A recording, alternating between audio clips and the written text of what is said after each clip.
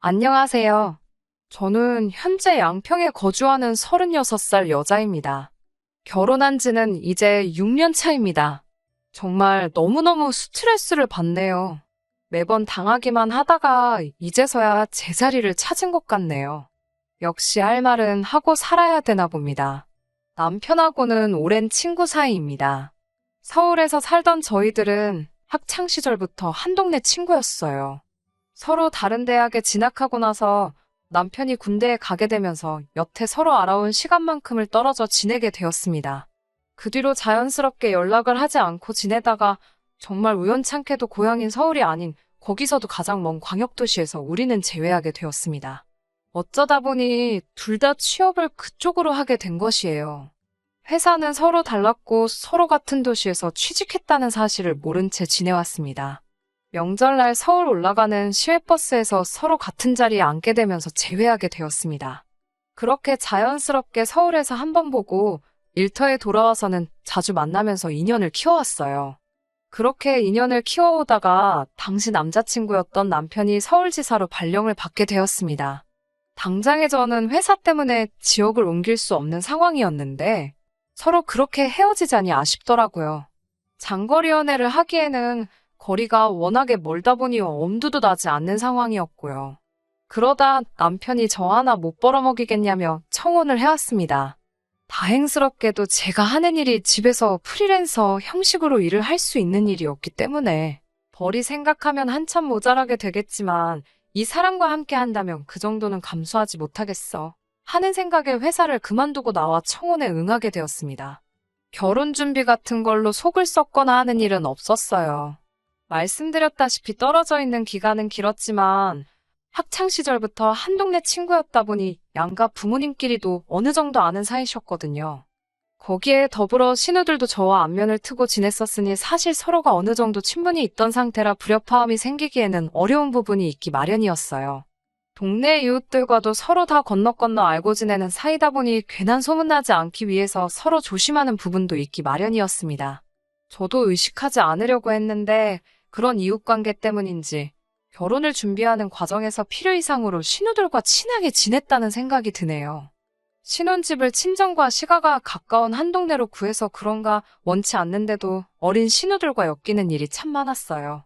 막내 신우는 시도 때도 없이 찾아왔어요. 저희 사는 곳에서 조금 떨어진 곳에 혼자 대학 생활을 하며 자취를 하는데 꼭 시가까지 가면 되는 걸 뭐가 그렇게 눈치가 보이는지 저희 집 냉장고를 그렇게 뒤져갔습니다. 냉장고 문 벌컥 열어서 새언니, 우리 엄마 반찬 조금 가지고 있지요? 하면서 이것저것 다 꺼내갑니다. 시어머니 반찬만 가져간다면야 아무 문제 없지만 가끔 생각도 안 하고 이것저것 가져가면서 제가 아껴둔 우리 엄마표 김치라든지 반찬 같은 것도 가져가요. 처음에는 혼자 자취생활하면서 얼마나 집밥이 고프겠어 하고 내두었더니 그 뒤로부터는 제 가방이나 옷에도 눈독을 들이더라고요. 뭐 때문에 빌려달라 학교에 입고 가보고 싶다 한두 번씩 조르듯이 부탁을 하더니 또 몇 번 빌려주고 나니 아주 제 것인 것 마냥 당연스럽게 가져가려고 하더라고요. 하루는 한 번 거절을 했더니 제가 집에 없는 날에 찾아와 남편 허락만 받고 쌩 가져갈 때도 있었습니다. 남편한테 제 허락도 없이 그걸 왜 빌려줬냐고 하니 하루 입고 들고 다닌다고 다른 것도 아닌데 뭐가 그리 문제냐며 자기 막내 동생 감싸기에 여념이 없더라고요. 남편이 남이 편이라는 게 실감이 나기는 했어요. 그래도 그때 저와 다툰 것 때문인지 그 뒤로는 저 없을 때 막내 신우가 뭐 빌려가겠다고 하면 꼭 제 허락을 받고 나서 가져가라고 해줘요. 그건 참 다행인 부분이지요. 그래도 막내 신우가 저한테 허락받은 척 몰래 한두 개씩 더 가져갈 때가 있는데 남편이 그 정도만 해주는 부분도 고마울 따름이니 별다른 이야기를 하고 있지 않습니다. 둘째 신우는 그나마 나은 편이에요. 적어도 제 물건은 탐내지 않아요. 남편하고 연년생 동생이고 그래서 저랑도 나이 1살 차이밖에 나지 않습니다. 제가 생일이 12월 달이니까 5월생인 자기하고는 사실 5개월 차이밖에 나지 않는다며 사실 따지고 보면 저랑은 동갑이라고 이야기합니다. 어차피 만 나이로 따지면 신우 말대로 5개월 차이밖에 나지 않는 건 사실이긴 하지만 학렬상 따지고 보면 제가 손윗사람이 맞는데 굳이 생일을 가지고 자기랑 동갑일 수도 있었네 하는 건 조금 아니라고 생각해요. 저는 한 살이라도 더 어려 보이고 싶은데 신우는 나이 먹어 보이고 싶은 마음이 더 큰 건지 그렇게 어른스러운 척을 합니다. 하루는 집까지 찾아왔어요. 이 집 신우들은 예고도 없이 집에 찾아오는 게 당연하다고 생각하나 봐요. 저한테 시어머니 몸이 많이 허한 것 같다고 저보고 집이 먼 것도 아닌데 시댁에 자주 들러서 들여다보고 하랍니다. 오는 길에 홍삼이나 석류즙 같은 것도 좀 사오라고 하면서요. 신우에게는 남편과 효도는 대리효도 하지 않고 각자 자기 집에 알아서 잘하기로 했다는 말을 하니 저도 여자라서 알지 않냐고 저를 나무라더군요. 남자들이 워낙에 무심하니 오빠한테 말을 해도 아무것도 안 할 것 같아서 저한테 말하는 거라고 하네요. 하기 싫으면 싫다고 말하지 왜 자기 오빠 탓을 하냐는 듯이 이야기를 하는데 조금 그렇더라고요. 이렇게 서로 다른 방법으로 제 신경 거스르는 두 신우들은 공통점이 하나 있었습니다. 그건 바로 자기 오빠인 제 남편에 대한 자부심이 참 대단하다는 거였어요. 두 신우들은 하나같이 입을 맞추어서 세상에 자기 오빠 같은 사람이 어딨냐고 저보고 세상 최고로 복받은 여자라 하더군요. 오빠 덕에 지방에서 탈출해서 이제 서울 생활을 하고 있지 않느냐고 하면서요. 남편이 서울로 발령을 받으면서 저에게 청혼한 건 사실입니다. 하지만 저도 거기서 쌓아놓은 경력을 바탕으로 새로운 일을 시작했고 회사 다닐 때만큼은 못하더라도 부족하지 않게 벌고 있고 제 앞가림 정도는 스스로 하고 있는데 말이지요. 여기까지도 참아볼까 했는데 결혼 2년 차가 되고부터는 신우들의 공세에도 모자라 시어머니까지 가세하기 시작했습니다. 아이는 언제 갖는 거냐며 매주 말마다 찾아오셔서 한약도 지어주시고 어디에 좋은 거다라며 음식도 챙겨주시고 그러셨어요. 당연히 감사해야 할 일이지만 사실 저랑 남편은 지금도 그렇지만 그 당시에도 계획이 없었거든요. 둘이서 커리어 놓치지 말고 행복하게 잘 살자는 주의였고 바싹 벌어서 40대 은퇴를 계획하는 파이어족이었습니다. 시가에서 남편이 유일한 아들이었기 때문에 그 사실을 알리기에 부담스러운 부분이 있었어요.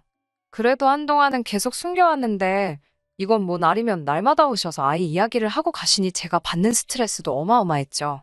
이런 고민을 나눌 수 있는 게 남편이었으면 참 좋았겠지만 남편도 자기 누이들 아끼기도 하고 시어머니 같은 경우에는 아이 가질 생각 없다는 말 들으시면 어떻게 될지 모르니 최대한 조심하는 분위기더라고요. 저를 위해 무슨 말을 해줄 것 같지도 않고 그래서 이런 고민은 유일하게 저희 친정엄마만 알고 계셨어요. 그러다 친정엄마가 제게 제안을 하나 하셨습니다. 친정아버지 정년이 다가오는지라 은퇴 후에 텃밭에서 채소 가꾸면서 살 집을 양평에 하나 구해놓으셨는데 저희 보고 요양 목적으로 거기서 잠깐 살겠다고 하고 걱정 없이 지내는 게 어떻겠냐고 하시더라고요. 남편도 자기가 출퇴근길 조금 더 고생하겠다, 기차도 있고 해서 그렇게 어려울 건 없다고 긍정적인 반응을 보였고 저는 어차피 프리랜서로 집에서 일을 하고 있었으니 자택이 어디 있던 간에 크게 문제될 일은 없었습니다. 시댁 식구들에게도 남편의 개인적인 호기심으로 전원주택에서 살아보기로 했다고 잘 설득한 뒤 내려가게 되었습니다. 처음 3년간은 정말 좋았어요. 처음에 밤에 들리는 개구리 소리나 소똥 냄새 같은 게 어색했는데 의외로 장점이 많더라고요. 필요한 거 다 있고 텃밭에서 채소 가꾸는 건 물론 마당에서 불 피워놓고 바베큐도 해먹을 수 있었고요. 공기도 좋고 풀벌레가 많기는 했지만 또 의외로 파리나 모기 같은 건 없어서 참 지내기 좋았어요.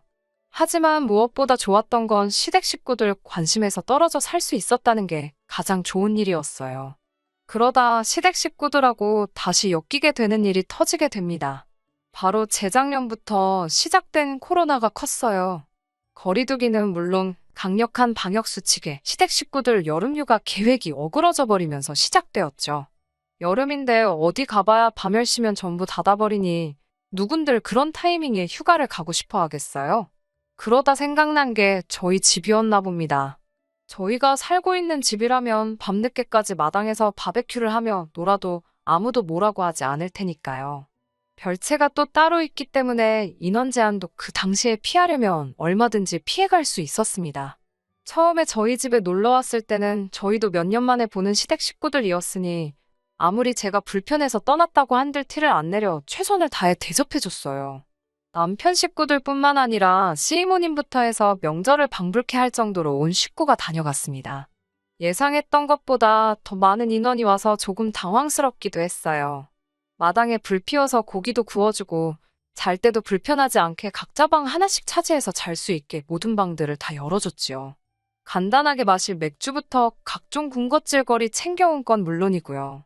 아침에는 저희 차로 다 태워서 해장하라고 해장국도 먹여줬네요. 전부 다 저희 돈으로 해줬습니다. 시댁 식구들, 비록 저희가 초대한 건 아니지만 웬만한 휴양지 못지않게 신나게 즐기고 갔나 봐요.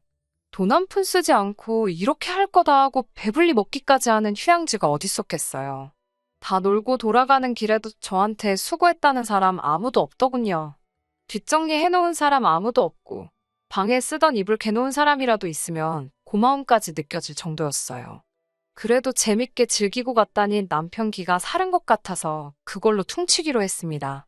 남편이 기뻐하는 걸 보니 그렇게 가끔이라도 보는 사이가 되면 참 좋았겠다는 생각이 들었어요. 괜히 나 때문에 남편이 가족하고 멀어졌나 싶기도 했는데 그날을 기점으로 코로나가 길어지게 되면서 오히려 서울 살 때보다 훨씬 자주 보게 되었습니다.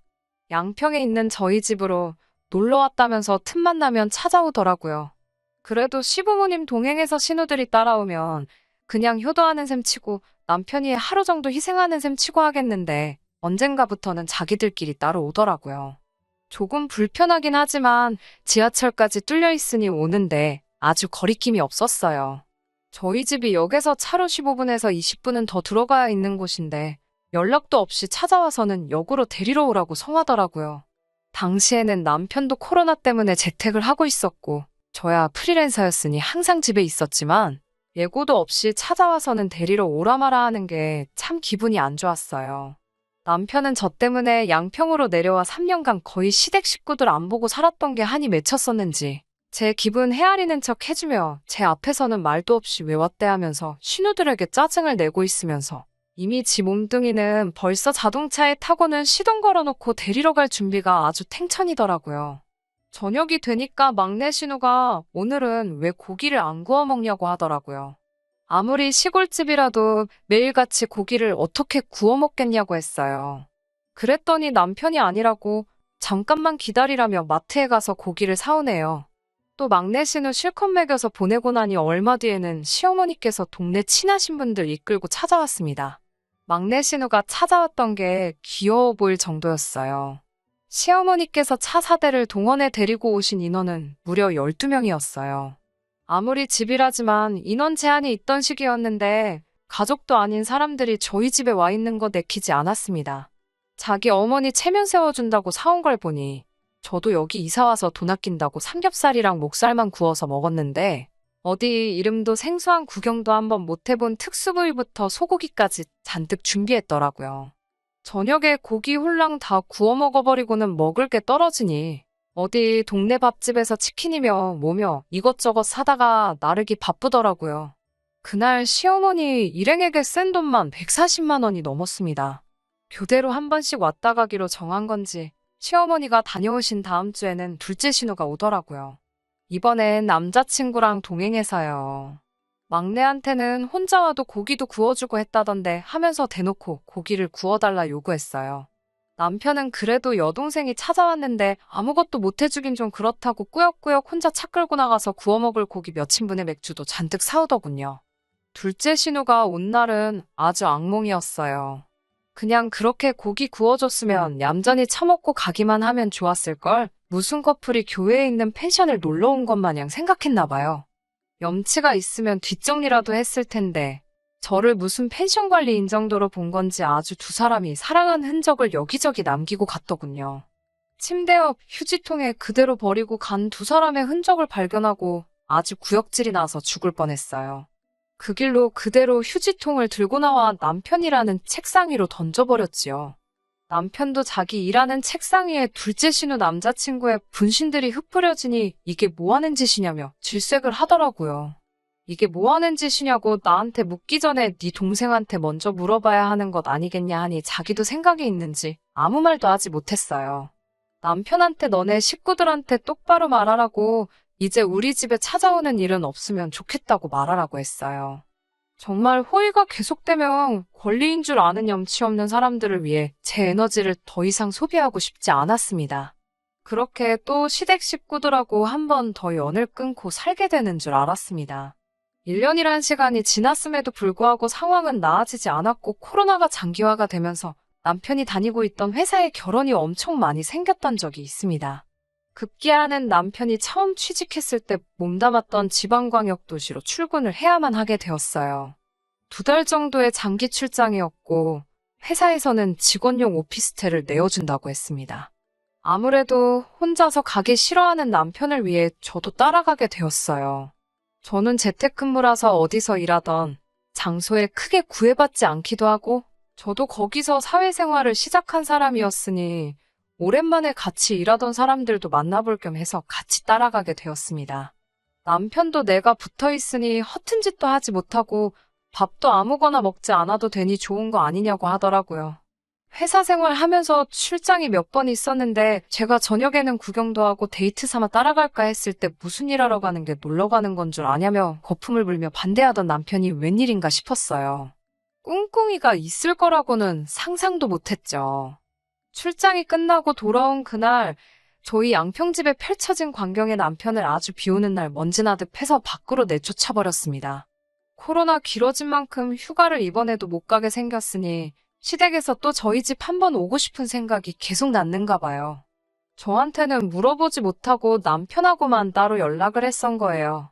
남편도 자기 가족들 생각은 간절한데 제 눈치 보느라 어떻게 하질 못하니 돌아버릴 상황이었던 거죠. 그러다 마침 자기가 장기 출장이 잡히게 되면서 의도적으로 저를 꾀어내 같이 출장길에 오른 거였습니다. 집을 비워놓고 그 집을 시댁 식구들한테 오픈을 해버렸네요. 그래, 차라리 그렇게 계획적으로 저 모르게 할 거면 뒷정리나 똑바로 해놓았다면 이렇게까지 되지는 않았을 거예요. 지들 집도 그 꼴로 해놓는지 아주 난장판을 해놓고 갔더라고요. 숯불 관리는 그래도 꼼꼼히 한 건지 다행히 집에 불이 나지는 않았더군요. 놀러와서 처먹은 음식물이며 방 안에 뒹굴고 있는 술병까지 아주 난리도 아니었어요. 아무리 염치 없는 사람들이라고 해도 남편이 저 몰래 집을 사용할 수 있게 해준 건데 이렇게 해놓은 걸 보고 나니 그때부터는 시댁 식구들이 저를 먹이려고 일부러 그랬다는 생각밖에 들지 않더라고요.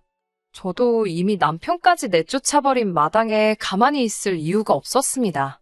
집으로 근처에 있는 청소업체를 불러 시댁 식구의 손길이 닿지 않았던 곳까지 전부 싹 청소를 맡겼습니다. 사장님께는 안 깎아줘도 되니 견적 최대한 집어넣을 수 있는 거 다 집어넣어서 빼달라고 했어요. 저희 집 냉장고나 캐비넷에서 없어진 맥주와 각종 와인들에 대한 청구서도 만들고 하는 김에 작년에 놀러와서 처먹은 고기값에 제가 그자들 뒷정리해준 용역비까지 전부 청구했습니다. 청소비에 이것저것 다 더하고 고기값에 제 인건비까지 더하니 500만 원 정도의 청구서가 나오더라고요. 청구서가 나오자마자 제 눈치 보느라 집에도 못 돌아오고 회사 숙직실에서 지내던 남편을 집으로 불렀습니다. 꼬질꼬질하기는 했는데 먹는 건 다 돈 주고 사 먹었는지 때깔 하나는 좋더라고요. 제가 남편을 노려보면서 이제 뭘 잘못했는지 알겠냐고 물으니 고개를 끄덕이더라고요. 집에 돌아오고 싶냐고 물으니 또 한 번 고개를 끄덕였고요. 집에 돌아오려면 제가 시키는 거 하나만 하면 된다고 하니 뭐든지 할 수 있다고 합니다. 그 대답을 듣자마자 남편 손에 500만 원짜리 청구서를 쥐어줬어요. 작년부터 해서 너네 가족들이 우리 집에서 먹고 마시고 놀면서 집을 개판 만들어 놓은 청소값까지 다 포함된 거니 책임지고 받아오라고 했지요. 이 돈 안 받아오면 집에 들어올 생각 하지 말라고 하고요. 남편은 금액을 보기 전엔 알겠다고 하더니 500만 원이라고 적혀 있는 걸 보니 얼굴이 시뻘개지더라고요. 자신 없는 걸음으로 나가더니 어디서 빌려온 건지 500만 원은 받아서 왔더라고요. 시댁 식구들이 제가 청구서를 들이민 상황은 아는지 모르는지 확신이 없었지만 일단 남편이 가져온 돈은 제 개인 통장에 집어넣어 놨습니다. 무조건 남편만 호달굴 수는 없으니 남편에게는 어느 정도의 중재안을 알려줬어요. 너네 가족한테 잘하고 싶은 마음은 저도 이해한다고요. 저 때문에 가족들하고 떨어져 지낸다고 생각하면 저도 마음이 아프다고 말이죠. 가족들한테 잘하는 건 당연한 거라고 말해줬어요. 단지 제가 신우들에게 만만한 새언니, 시어머니에겐 막대해도 되는 며느리이고 싶지 않다고요. 당연히 자기 가족들이 우리 집에 놀러 오고 싶으면 그렇게 해도 된다고. 하지만 서로 간에 지켜야 할 최소한의 예의만 지켜줬으면 한다고 말해줬어요. 자기들이 먹을 건 자기들이 사오는 것부터 여기가 펜션 같은 업장이 아니니 남의 집에서 지켜야 할 예의와 다 놀고 나면 뒷정리까지 어느 정도는 해주는 매너가 필요하지 않겠냐고요. 대충 뒷정리를 해줘도 결국 제가 한 번 더 청소를 해야 하지만 뒷정리를 해주고 안 해주고의 차이가 크다는 것도 설명해줬지요. 남편은 알겠다고 고개만 끄덕이더라고요. 남편이 시댁 식구들한테 말한 건 사실이긴 했나 봐요. 아직 온 가족은 아니지만 얼마 전에 막내 신우가 한번 다녀갔어요. 이번엔 뒷정리도 해놓고 혼자 놀러 온 거라 고기는 필요 없다고 안 사왔다고 말하더라고요. 그렇게만 해줘도 너무 마음씨가 예뻐 보이니 제가 나서서 마트에서 신우가 좋아하는 소고기로 사다가 구워줬어요. 곧 여름이 오겠어요. 뉴스를 보니 이제 해외여행도 풀리는 것 같은데 저희 집으로 시댁 식구들이 올지 안 올지는 모르지네요. 만약에 온다고 해도 이번만큼은 적어도 이전처럼 저 한번 먹여보겠다고 행동하지는 않을 거라는 확신이 있습니다. 5년간 이렇게 한마디도 한 적이 없으니 제가 더 우습게 보였나 하는 생각도 들 때가 있어요. 이렇게 속 시원하게 저질러 놓고 나니 너무 후련하고 좋은데 왜 진작에 안 했는지 모르겠습니다. 저의 긴 이야기 끝까지 들어주셔서 정말 감사합니다. 끝까지 들어주셔서 감사합니다. 오늘의 사연은 여기까지입니다. 구독과 좋아요, 알람 설정 부탁드리고 더 좋은 사연으로 다시 찾아뵙겠습니다. 감사합니다.